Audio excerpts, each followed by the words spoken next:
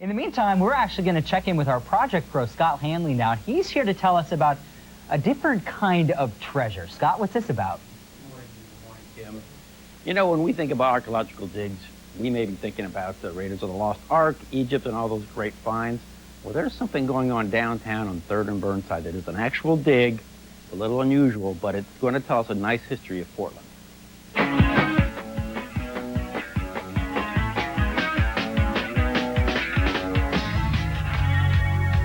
I'm at 3rd and Burnside at an empty lot that is going to be the new Gospel Mission. But before it was this empty lot, it was a boarding home in the 1800s. We're going to see a little bit of Portland history here, but it's about 10 or 12 feet down, and I want to show you where that is now.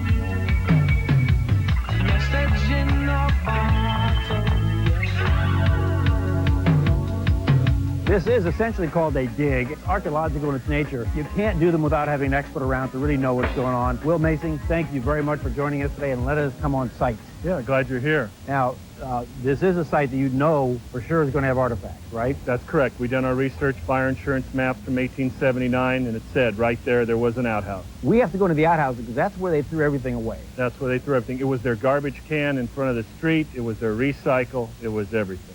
What Will does, besides his real job, is go around the country finding these outhouses that are really, really old, and he digs down into them. So tell me a little bit about this hole. I know you said you had a lot of support to get it built. Union Gospel owned the property. It was a really old site in early Portland. We needed some help with this because it's 5.5 feet in circumference and deep.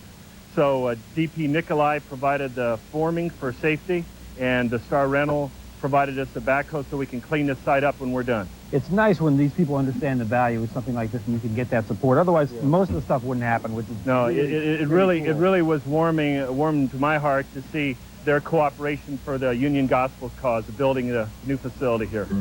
Yo, Scott, looks like you got something there. Yeah, look at that, look at that. Yeah, look at that. That's got to be, you know, before 1880. Because, you can tell from here? Yeah, it looks like a beer bottle. 100 plus years in the ground, and there she is. What is that? That's a definite beer bottle. Had the big cork in the top, and you can see it's handmade. Look at the top, kind of slopped on, offside. Yeah, that's probably 1870. He's into a level of artifact, isn't he? Yes, he is. Wow, that's fantastic. There we go. Yeah, but this is very old, and it's got the 3-piece mold and applied top, so it's 1870, and that's going to be in that range, too. God, this was such a little bottle for you to find, man. Look at all the embossing on that. Pharmacy, Portland, Oregon. It's amazing. I want to see all the rest of the stuff you guys have found in the last few hours. We're looking at 3 hours worth of digging. You put this in categories, right? Yeah, there's a whole variety here, but let's just put it in the categories. There's household items, glass bottles, bad habits, whiskey, and whatever things like that. There's medicinal, then there's food bottles. What about this guy here that says gun oil? Gun oil was to wipe off your gun. That was obviously kind of like a household bottle because everyone had some kind of gun. A lot of these around, right? Yeah, well, there aren't too many of them that say it on it, yeah. Okay, what about bad habits? What's that? Bad habits, we had a variety. This is a Chinese medicine. It could have had opium. That was an opium bottle? I'd say that odds are good, yes. Okay. What else? And another bad habit, obviously, is the good old spirit bottles. We have... these guys. Yeah, that one there. That's a pint whiskey flask.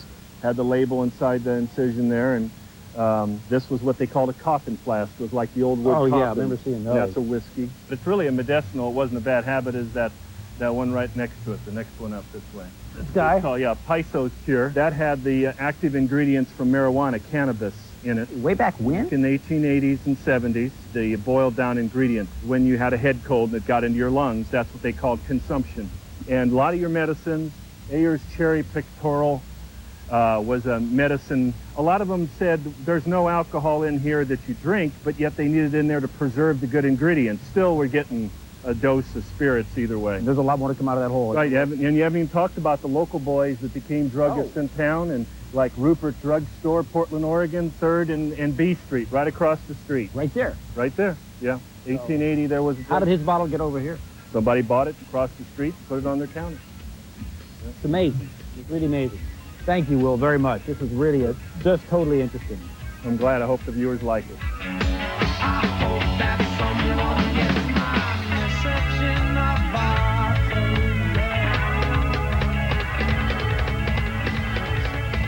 Message in a bottle.